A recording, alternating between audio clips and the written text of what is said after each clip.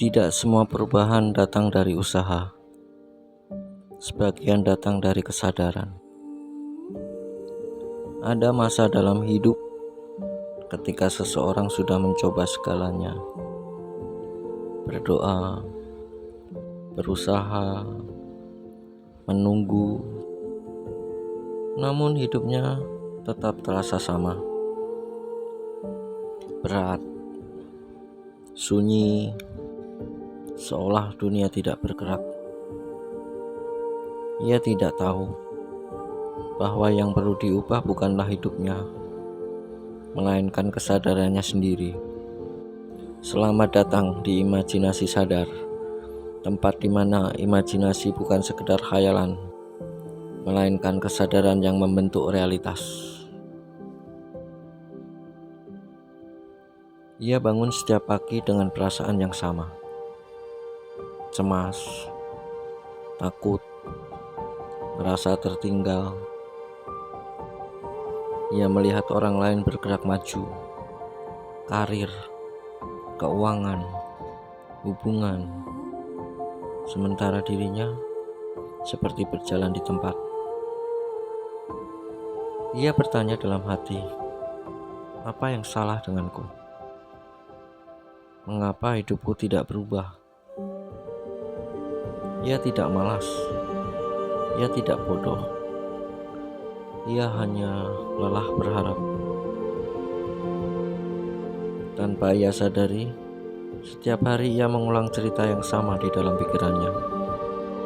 Aku selalu kurang, aku tidak cukup, hidup memang berat. Dan cerita itu menjadi identitasnya.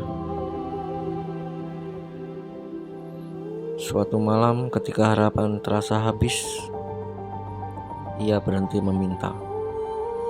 Bukan karena putus asa, melainkan karena lelah melawan hidup. Ia hanya duduk, diam, merasakan nafasnya sendiri. Di saat itulah ia menyadari sesuatu. Selama ini ia hidup sebagai korban keadaan, bukan sebagai kesadaran yang memilih. Ia tidak pernah benar-benar membayangkan dirinya sebagai pribadi yang tenang, utuh, cukup. Ia selalu membayangkan hidupnya dari rasa takut, bukan dari rasa sudah memiliki.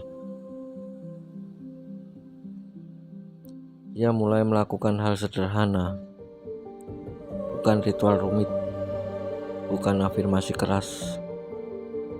Setiap malam sebelum tidur, ia membayangkan satu hal kecil. Dirinya bangun dengan perasaan damai, tanpa cemas, tanpa terburu-buru. Ia tidak memaksa, ia hanya merasakan. Dan perasaan itu perlahan menjadi akrab.